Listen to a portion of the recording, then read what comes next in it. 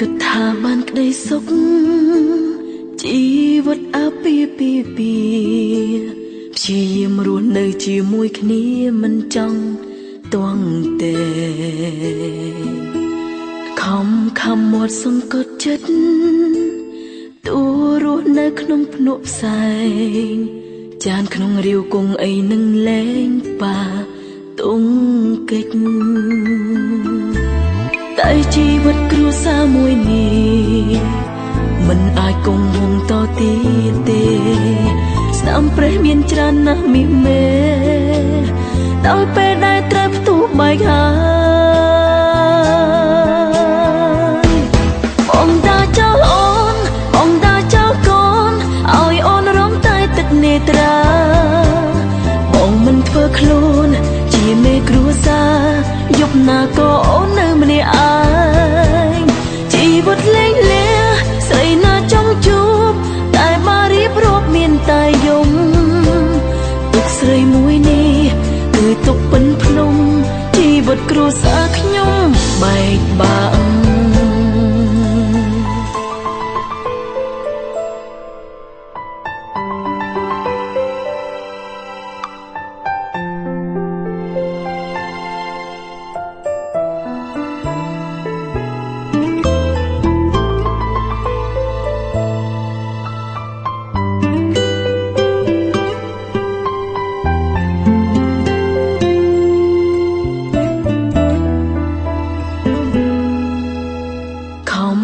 មាត់សង្កត់ចិត្ត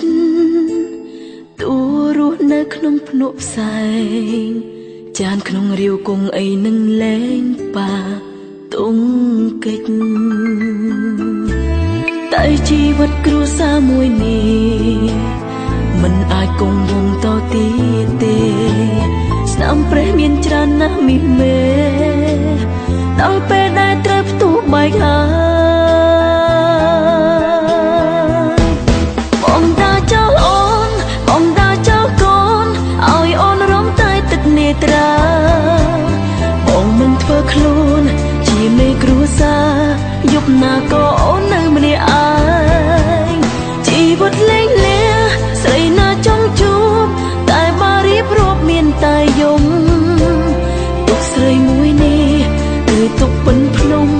ជីវិតគ្រួសារខ្ញុំបែកបាក់បងតាចោលអូនបងតាចោលកូនឲ្យអូនរំតែទឹកនេត្រាបងមិនធ្វើខ្លួនជាមេគ្រួសារយប់ណាក៏អូននៅម្នាក់ឯងជីវិតលេងលា